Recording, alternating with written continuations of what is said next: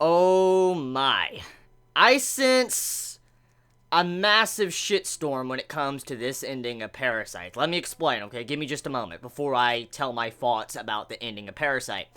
I sense a very large debate today when it comes to if Parasyte's ending was good or bad. Was it fulfilling or was it not fulfilling? I sense a lot of debates like that after watching the ending of this episode because just seeing how that ended, yeah, that's gonna cause a lot of arguments. I just sense that. So, I went to read the Parasyte manga that was sent to me a couple weeks back, about 5 or 6 weeks back, and I said I would read it eventually after the anime ended. Well, I went and read the final chapter of Parasyte, and it pretty much ends the same way. It really ends the same way. They actually did really good job with the anime. Like, it looked a lot more conclusive compared to the manga, because in the manga, if I was reading this, it looks like Izumi and Murano died. That's kind of how it looks in the manga, the final page and all that.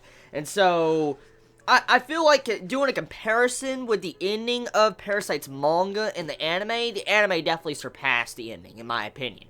Now, here's the thing, okay? When it comes to an ending of a series, that is when it'll either make or break the series in general.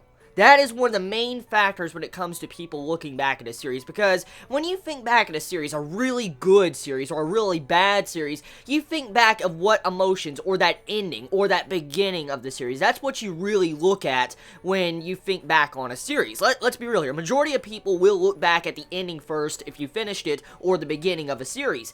And majority of people, if they start thinking back to Parasyte, they're going to think about this ending of Parasyte. Was it good? Did it settle what it set up? Did it do a good job with actually showcasing the main theme of the series? That is one of the biggest questions when it comes to the endings of anime or manga.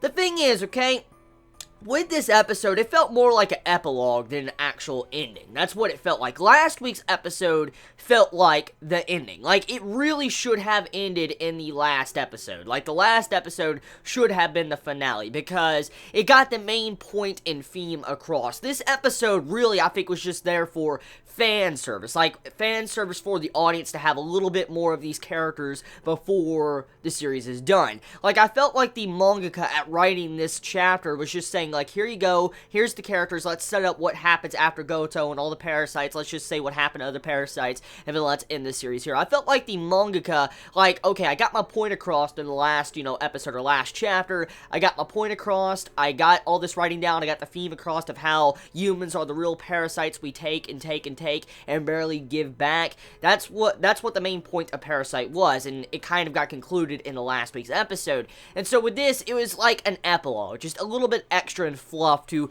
give a little bit more, loose ends, some knots that tie it up. Now, before I get into some of the things that are not tied up, let's talk about what this episode actually did from a standpoint of an ending.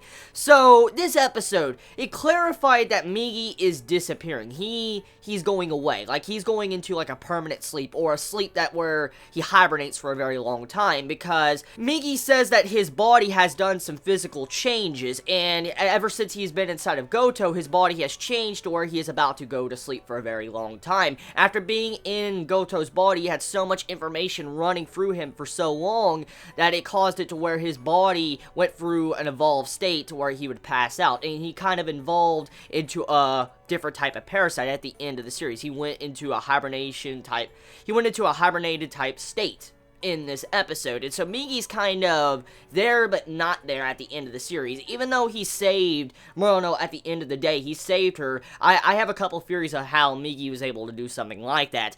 In that scene, when you saw Izumi charging, the like thief dude or the murderer, you had to where Izumi got stabbed in the arm. He got stabbed in the arm, and I'm guessing the pain or whatever, that pain or the shock of that pain might have woke up Migi, and then Migi realized what was going on and probably saved, Murano in that little time frame. I'm willing to bet that's exactly what happened. That's why Migi kind of woke up in that scene to save Murano, because, Izumi had some form of pain, and since, Migi and them are kind of linked, and since Migi's kind of in a hibernated type state, I'm willing to bet that's what woke him up. But regardless of that, that just lets us know Migi is not officially dead or gone. He's just, there portraying as a hand. And honestly, looking at it like that, it's kind of a tragedy. It really is. Migi realized that parasites really don't have much of a place of how they've been acting. They've had to change their standards as parasites. And that goes into the main theme of what this episode does, which I'll get into just a moment. So let's get back on to the topic of what this episode did. So the main things that this episode clarified was that parasites are changing themselves.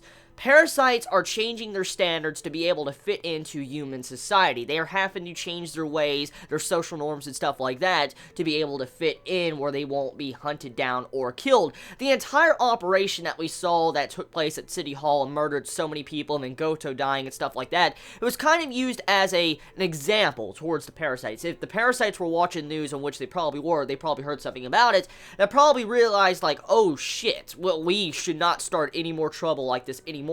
We should be a lot more discreet. If we're not, we're going to have this happen to us and die. And as we all know, the parasites, put their lives ahead of everything else. And so they're willing to bet that, to safeguard their life, they're going to change their ways to where they can survive.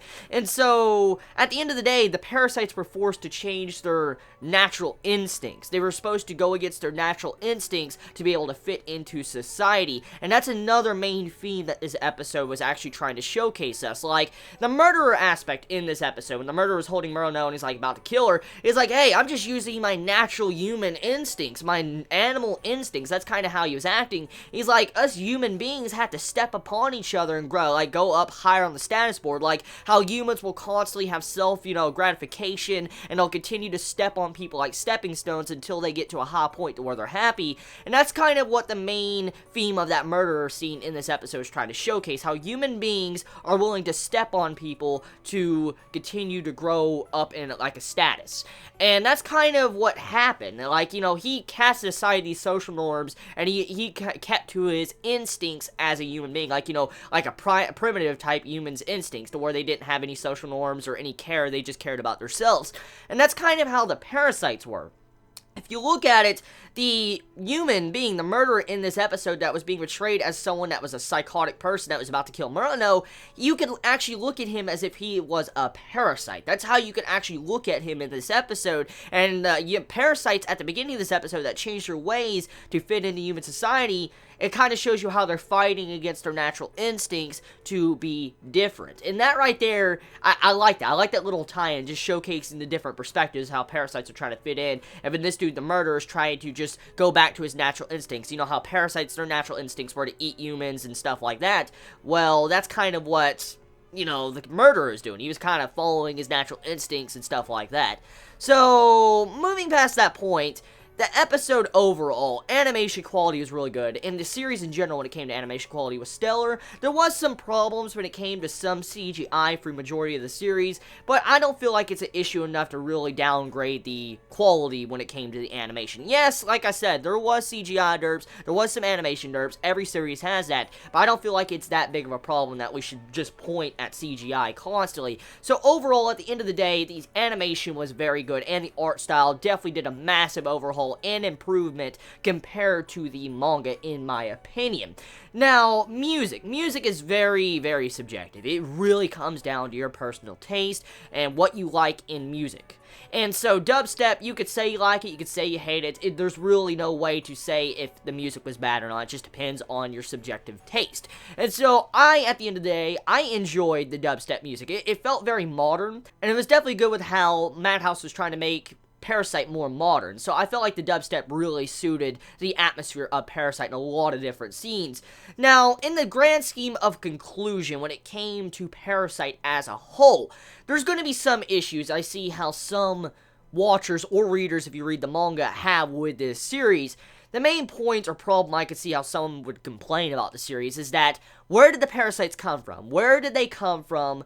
Where? Like, who made them? Where did they come from? Are they aliens? I mean, there's so many different ways you could think about it, but there was never any clarification of what the parasites really were. We never knew where they officially came from. That's one of the main issues I see a lot of people having with Parasyte. No given conclusion of where they came from. And the ending felt very open, kind of. It really did, because the parasites are not really dead. They're not really dead, they're still there, but at the end of the day, too, if you think about it, if the parasites died, it would just once again show you the evil of humanity, or it was already showcased in the last episode, but it just shows you how humanity forces other species to succumb to human standards.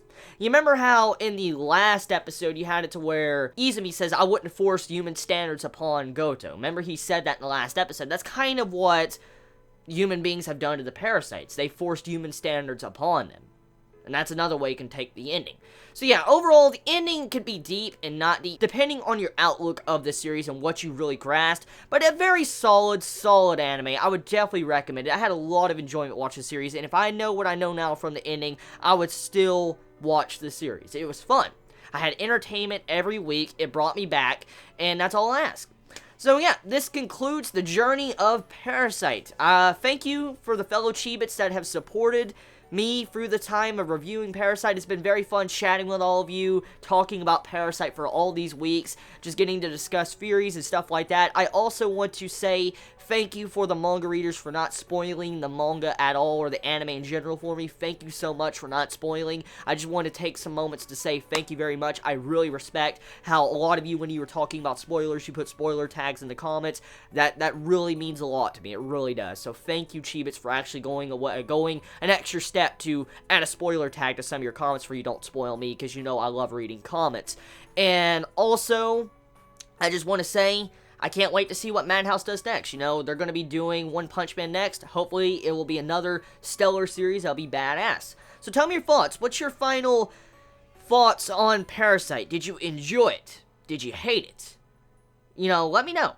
What would you rate the series? If I had to rate Parasyte, from my personal opinion, like if I was just rating it, I would give it... It does have some issues. I know Parasyte has issues. It's not perfect. Parasyte is not perfect, but no series is perfect. I'd give it an 8.5. Maybe a high 8.5. Maybe an 8.75 something like that. It was a good series. I would. So, yeah, that's my rating. You all have a wonderful day or night wherever you live. Please be safe. Chibi out.